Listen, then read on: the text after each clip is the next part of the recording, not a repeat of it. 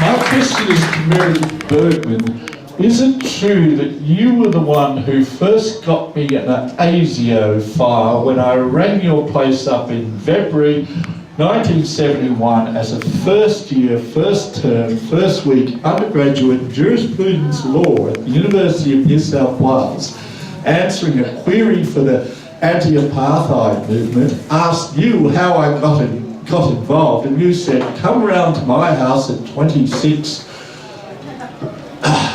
that street in Glebe tonight at 6:30, and you, Dennis Freeney, Peter McGregor, Dick Buckhorn and your sister and Sid Kai Holland all welcomed me to the group, and you started talking about Gray's pigs.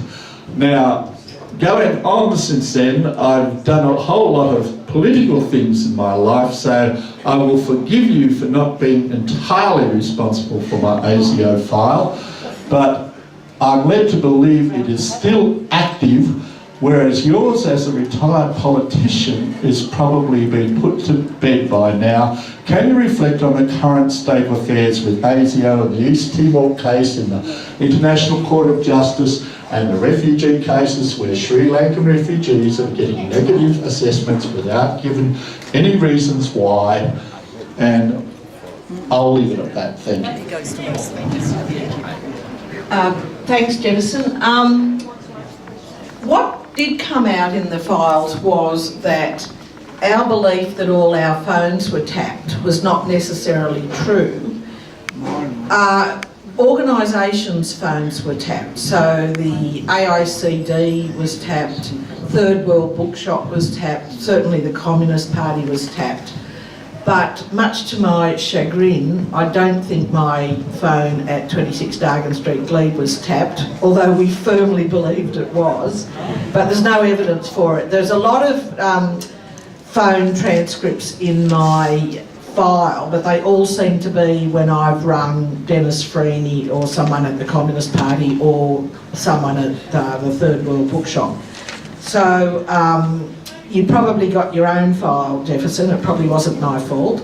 And yes, of course, I'm concerned about the issue of refugees not being processed because of adverse ASIO assessments, but not being allowed to see their assessment. It's a terrible travesty of justice.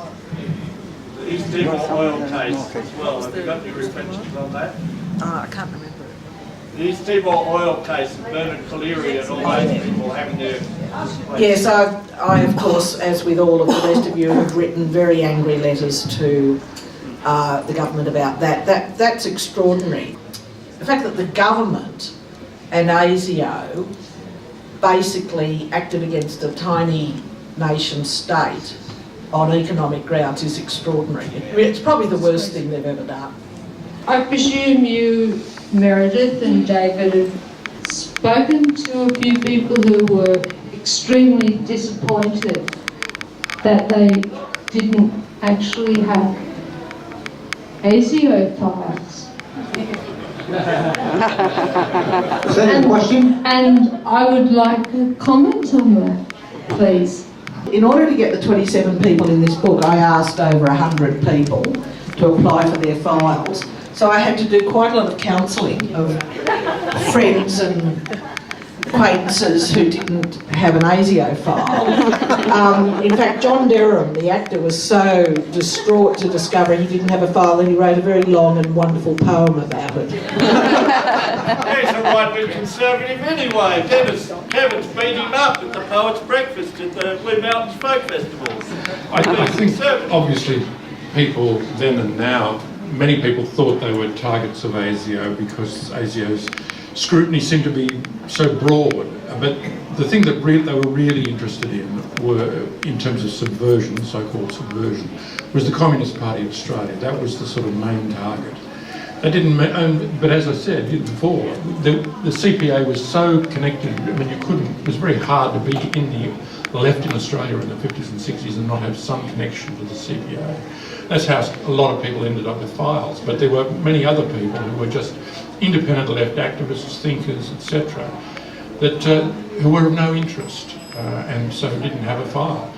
When I looked at my file, which covered the my time at Sydney University, and afterwards in the early 70s, I was disappointed. There was a file, but like a lot of people, I thought I was the centre of the universe when I was a student activist, and I thought the place was crawling with right-wing informers against our so very important political activities. But it wasn't the case.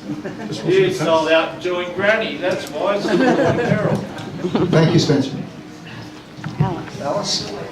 Yes, I have serious worries about Australia's security. And I'm hoping that you think there's some better work going on. Because I'm supposed to be 5'6".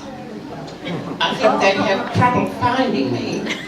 Also, we had a peace group meeting at my place where we had 5 members discussing whether we ought to go out of existence.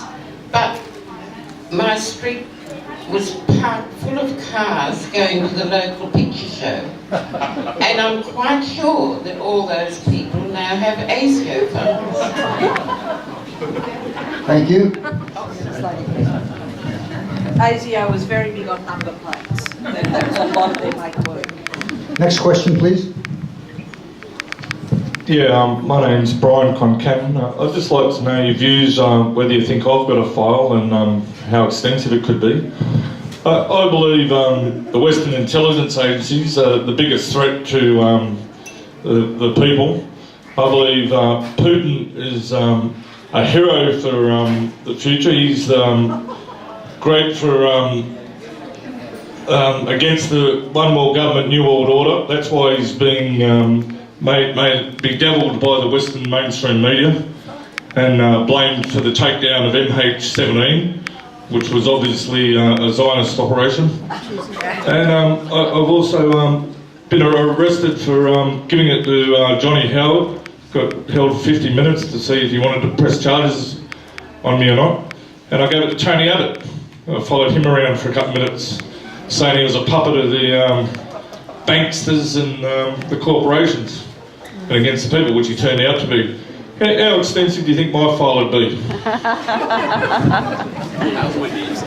Excluding mental Look, health. if you were hoping to add to it tonight, which you probably have, a number of people have asked me, do I think that ASIO's still interested in me? I don't think they're interested in me as such, but I do know that they are interested in my involvement in an organisation which is basically the Iranian opposition. It's the dissidents, the NCRI, which Australia still has on a terrorist list, even though they're democratic, anti-violence, secular, blah, blah, you know. So your relationships with various organisations might still have you of interest to ASIO. But in terms of a meeting like this, there's obviously a reputational risk issue with this book and with David's books about ASIO. So I'm sure ASIO is very interested in how the book and David's books are being, how it's going. And in fact, I had the launch of the book here about 6 weeks ago. And when I rang up the sausage rolls guy to say, oh, you know, how's it going? You know, this is a couple of days before the launch, he said, oh, we've had a phone call from local area command. They say that it's been flagged from above and that there needs to be security at the event. And I was just boggled. I said, oh, do you mean, you know, they think there'll be too many people and it might be a bit noisy? And he said, no, they're obviously interested in who's going to be here. And I just thought that was a wonderful bit of circular life, because in the book is a chapter by Alan Hardy about Frank Hardy. And the last time that the Harold Park Hotel really hit the headlines was in what year was it? It was 1986 or something, when the SWAT squad raided the Harold Park Hotel during a Writers in the Park event. because Frank Hardy was speaking at the Writers in the Park event, and they raided it to arrest him for $40,000 worth of non-paid parking fines. Remember, this is back, so it's probably about $500,000 worth of non-paid parking fines. And all the writers in the park linked arms and sang, "We shall not be moved." And it took a very large number of police to actually arrest Frank on that evening. So I just think the Harold Park Hotel and ASIO and the police and left-wing activism is all interrelated, and yes, you have probably added to your ASIO file tonight. Thank you. I guess the thing that I heard most recently about what ASIO does that disturbs me, well, there are actually many things, but in terms of political views as opposed to action that might one day be violent, which they say that is what concerns them.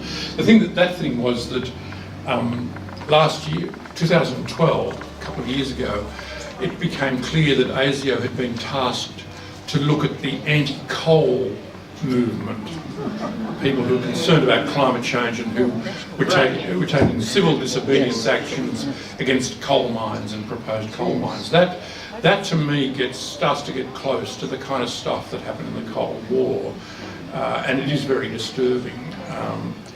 It occurred, I haven't heard anything since, but that, as I say, that is a real worry.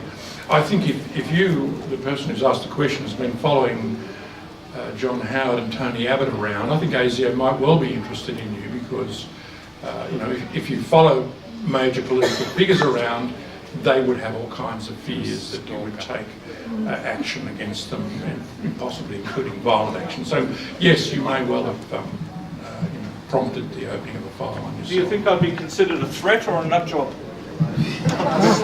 Easy. Whether they needed the overtime. Okay. Okay, that's enough. I've got a question. Next question. I've got a question as a taxpayer. So I'd like to know, have you any way of knowing how much this is actually costing the Australian people? Because I want to know as a taxpayer how much my taxes are actually going to support this this ASIO. And also, would you have any information of how much tax, what was the cost of it when my parents were taxpayers, which was in that 1960s, 1970s period? So any idea, really what I'm saying, any idea what the actual cost is, how's that available, and what was the cost of what you've been describing in the years that it was occurring? Well, surprise, surprise, I don't have those figures at my It's fingertips, available. but strange as it may seem, I find one of the most useful sources of information on these kinds of nuts and bolts questions is the annual report of ASIO, which it does to Parliament. One of the things that makes it different from the 50s, 60s and 70s is that for a long while ASIO said, no, we couldn't possibly produce, like every other government agency, we couldn't possibly produce an annual report. Well, of course now they do. And which gives the number of people they employ, which is about 1,800, which is more than double what they employed before 9/11. And it has various other things. I don't know whether it gives a dollar figure, but that would be the place, I mean, literally to answer your question, that would be the place I would look to find out how much it cost. I mean, like you, I remember thinking at the time, way back, when one was aware that people were taking photographs and ASIO was, watching demonstrations, you would think, what the hell are they, why are they doing this, and how much does it cost? And well, I mean, the existence of ASIO really is a kind of insurance policy with the Americans and the British. That's why it was created in '49, basically to say we have created a professional intelligence and internal security organisation which will guard the the secrets that the British, the Americans, the Australians, Canadians, New Zealanders all share, the five powers that run now satellite intelligence, signals intelligence, but then shared post-war intelligence. Next question. Just two quick questions. Firstly, to both the speakers, with your research, are there any prominent Australian musicians that have ever been, that have an ASIO file, And secondly, I would assume that Jack Mundy would have one. And back in the 60s and 70s, my father was quite a close friend of Jack's and used to drink with him. So maybe I should go looking for my father's file. Yeah, I really wanted Jack to do a chapter, but just in the end it was just too difficult. But he would have had a huge one, both as a unionist, a militant unionist, and as a prominent member of the Communist Party. Would your father have had a file because he drank with him? Perhaps, because in fact Jack would have been a very significant target. Yeah, I agree with what Meredith is saying. I mean, by the way, I also was a member of the Communist Party in the 70s and 80s, and looking back on those years using ASIO files, you realise that people like Jack and many others lived in a goldfish bowl. In those days, you know, you were a member of the party, you went to 4 Dixon Street, number 4 Dixon Street, doesn't exist anymore. It was an old pub that had been converted into the headquarters of the CPA, and it was wired from the basement to the, whatever, the attic. There were microphones in it, all the phones were tapped. If someone farted, it would be recorded. And in fact, in the, I don't know what year it was, but sometime in the 70s, a worker in the PMG, when we had a thing called the PMG, the Postmaster General's Department, told the CPA there is a special wire, there's a special cable that runs from out just the PMG hole in the footpath. It runs to a location several hundred metres away, and this is taking on bulk all the phone calls that come in and come out.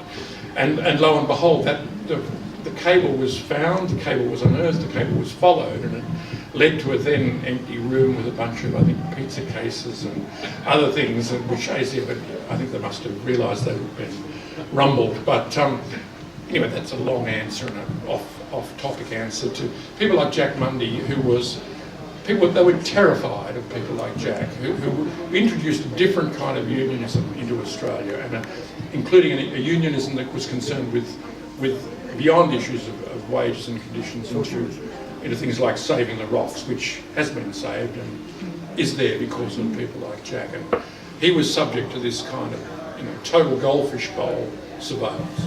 And any musicians? No idea. Jazz, Look, I didn't come across any musicians, but that doesn't mean they weren't Graham there. Bell. John Dingate. Yeah. Almost certainly, I think. He was. But we didn't come across that.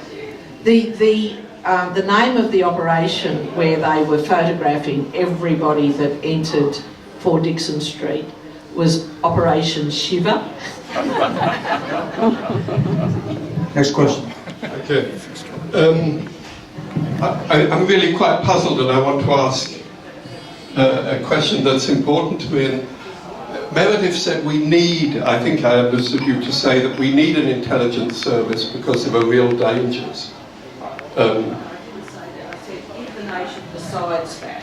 What I said, I left it open. I said if a nation decides that they need it, then we need one of certain experience. Yeah. So the critique of ASIO seems to be that it's not intelligent but stupid and inefficient against the wrong targets. But I mean, when one sees the extent of surveillance that has been justified by the so-called terrorist threat, one wonders if it's still possible to have that level of surveillance, whether it's intelligent or not intelligent, and still have a democratic society.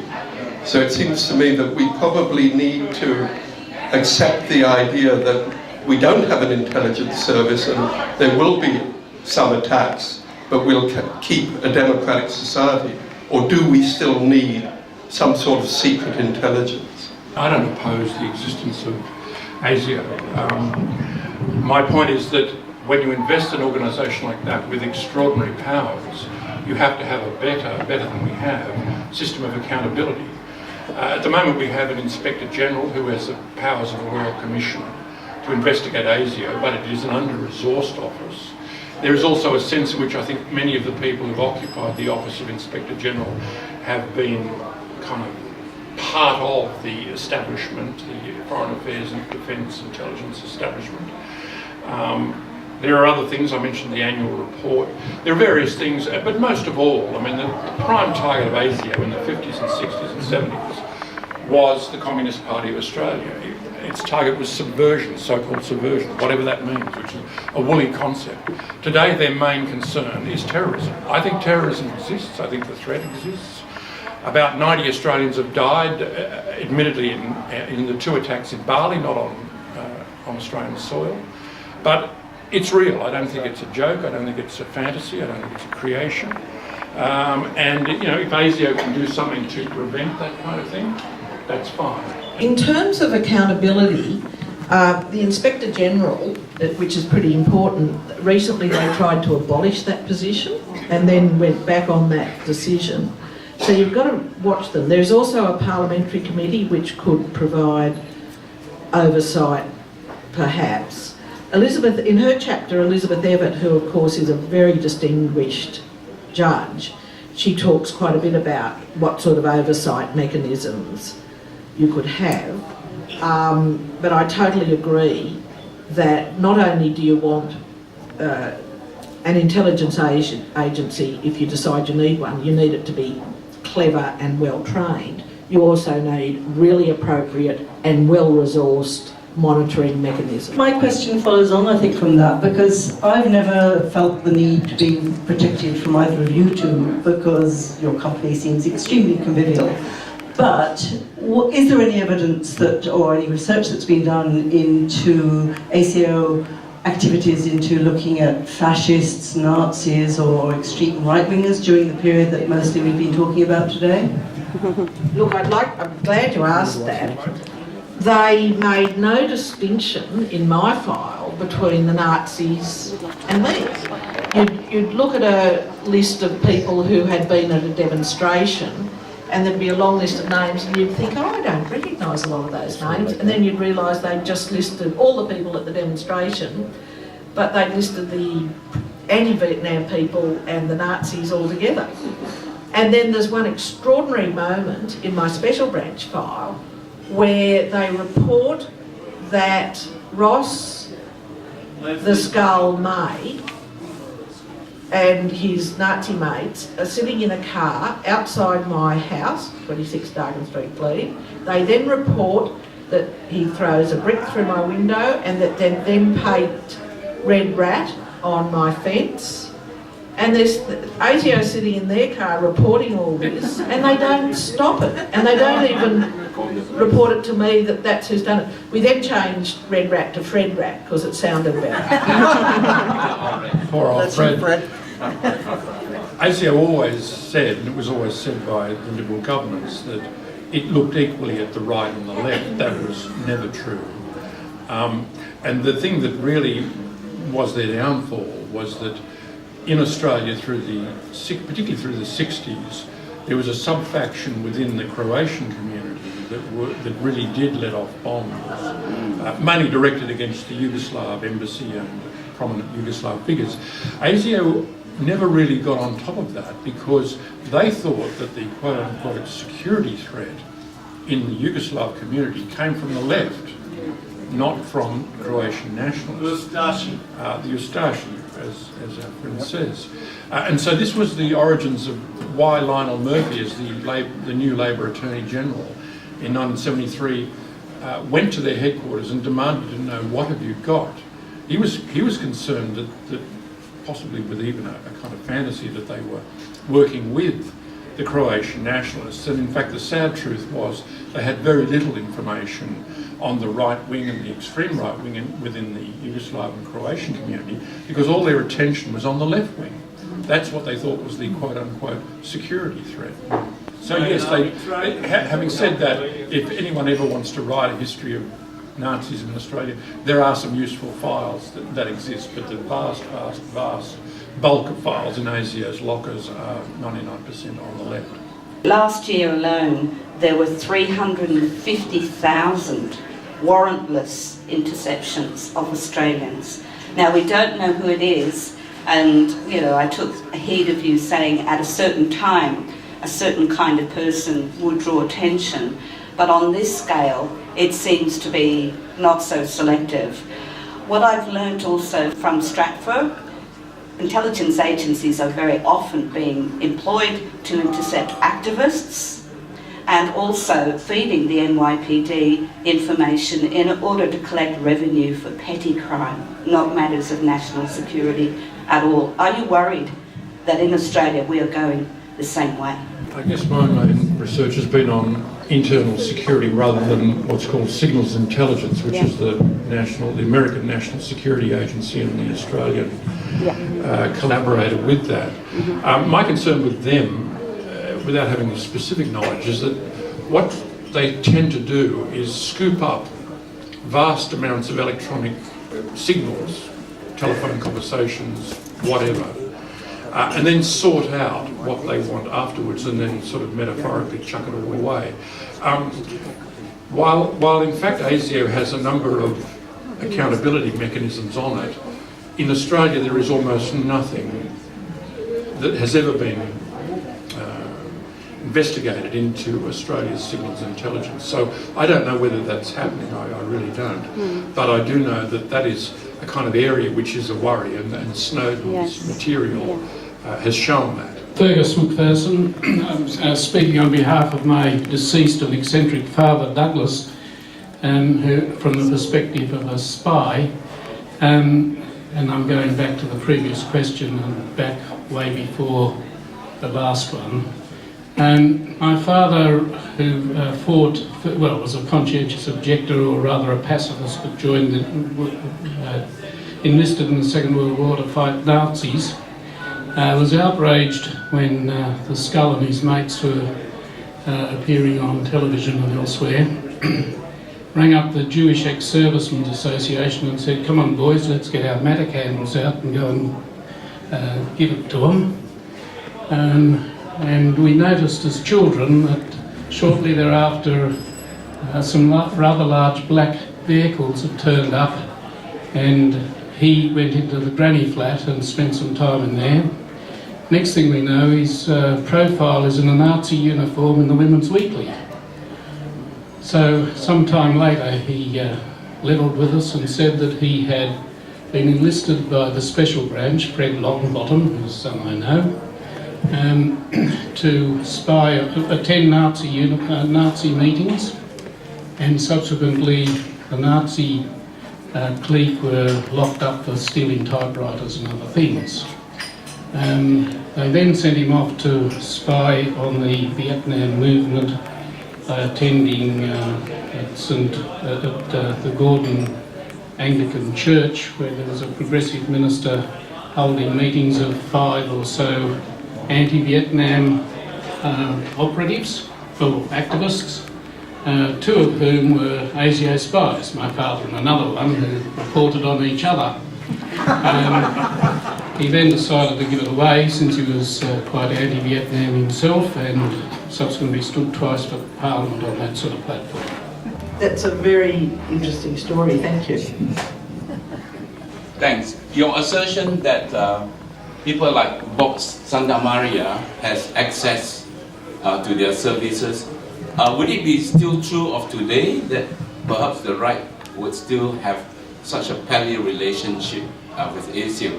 And the other thing is that if ASIO is doing such a good job, why do they allow all those young Muslim boys into Syria or join ISIS, or the one in Iraq to fight the war, and then they complain,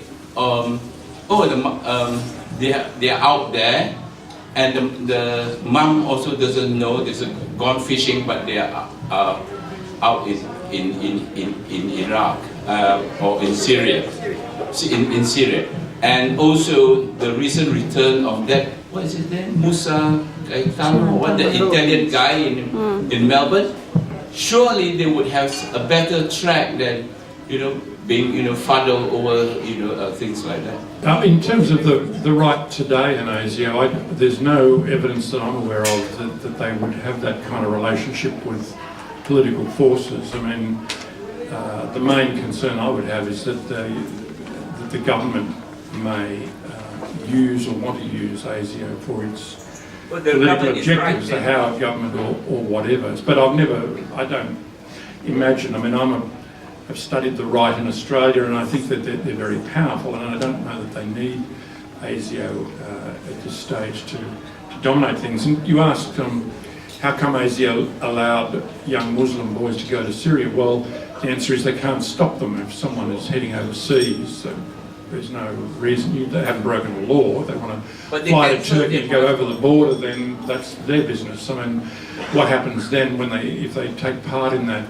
conflict and then they come back here? That's a different question. But in terms of stopping them, I don't think so. One of the things that ASIO does do now, far more than it used to, is conduct open discussions, open in the sense that they go along to local imams and mosques, introduce themselves and say, look, we're from ASIO, we're very concerned about blah, blah, blah, and et cetera, and get information and establish relations with people in the Muslim community.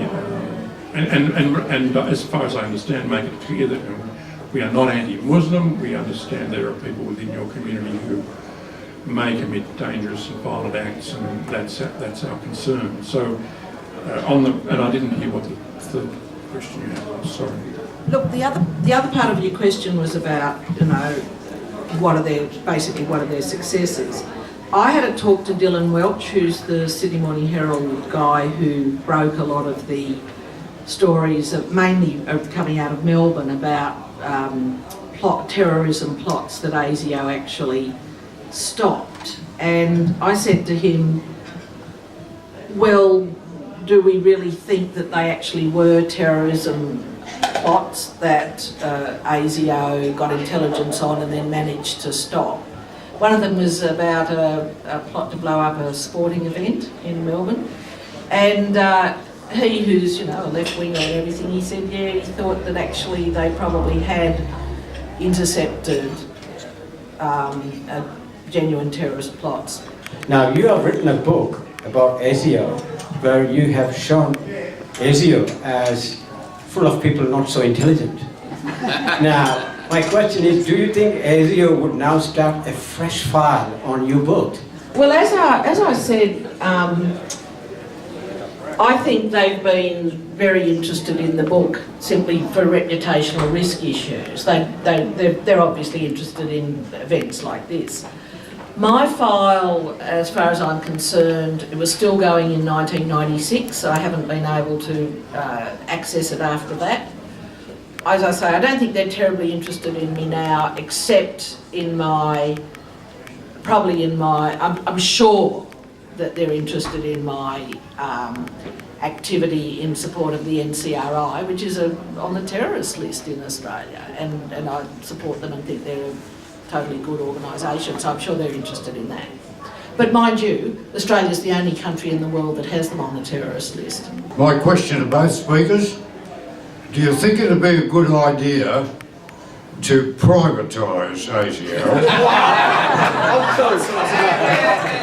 I think Blackwater, is it, in America, would do a much better job, after all,